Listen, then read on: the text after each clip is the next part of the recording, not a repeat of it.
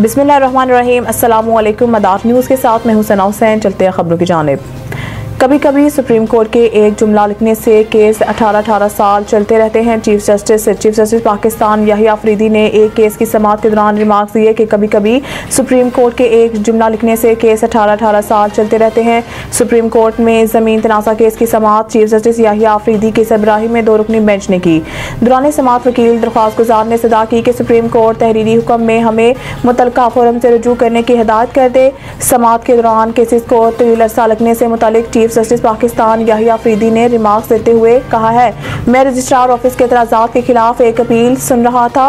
वकील ने सदा की कि सुप्रीम कोर्ट मुतल्लिका फोरम से रुजू करने की हिदायत जारी करे। चीफ जस्टिस याहिया अफरीदी का कहना था कि कभी कभी सुप्रीम कोर्ट के एक जुमला लिखने से 18-18 साल केस चलते रहते हैं।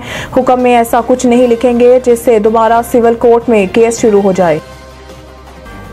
मस्तोंग धमाके के मजीद 2 जख्मी दम तोड़ गए, अमवात की तादाद 7 हो गई। पाकिस्तान मस्तोंग धमाके के मजीद 2 जख्मी दम तोड़ गए, अमवात की तादाद 7 हो गई। मस्तोंग में धमाके से स्कूल के बच्चों समेत 7 अफराद जाँ बहक और 15 अफराद जख्मी हो गए। पुलिस के मुताबिक मस्तोंग में गर्ल्स हाई स्कूल सिविल अस्पताल चौक पर बम धमाका हुआ जिसमें 15 अफराद जख्मी हुए।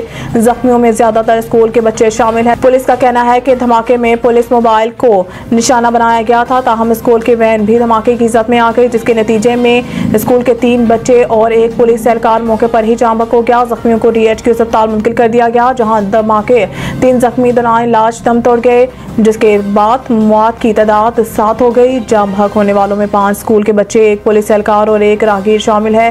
पुलिस हुकाम का बताना है कि बम धमाके में चौक पर मौजूद पुलिस मोबाइल मुकम्मल तौर पर तबाह हो गई जबकि दीगर गाड़ियों और रिक्शों को भी नुकसान पहुंचा। सुस्त इंटरनेट का मसला खत्म, सबमरीन केबल ठीक हो गई। PTA का दावा। पाकिस्तान टेलीकम्युनिकेशन अथॉरिटी PTA ने एक बार फिर मुल्क में इंटरनेट की सुस्त रवि दूर करने का दावा किया है। पाकिस्तान टेलीकम्युनिकेशन अथॉरिटी के मुताबिक SMW4 सबमरीन केबल से फॉल्ट दूर होने के बाद पाकिस्तान में इंटरनेट सर्विसेज को मुकम्मल तौर पर बहाल कर दिया गया है। PTA हुकाम का बताना है कि जून में SMW4 और अगस्त में AAE1 सबमरीन केबल फॉल्ट के बायस मुल्क भर में इंटरनेट सर्विसेज मुतासर हुई हैं जिन्हें बहाली के लिए 4 माह का वक्त लगा। PTA के मुताबिक SMW4 सबमरीन केबल से फॉल्ट दूर होने और दोनों केबल्स की बहाली के बाद 1750 Gbps का शॉर्टफॉल दूर हो गया है और इंटरनेट अब मुकम्मल स्पीड और सलाहियत के साथ फाल है।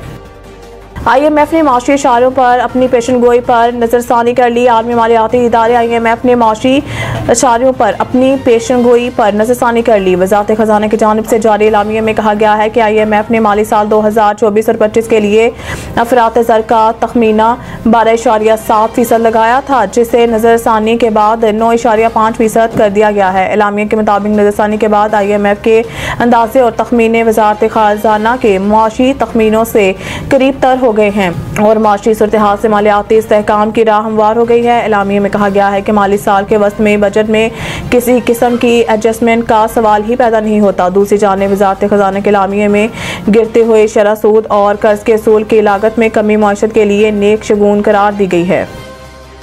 न्यूज़ स्टूडियो से फिलहाल इतना ही। मज़ीद न्यूज़ अपडेट के लिए देखते रहिए मदार न्यूज़।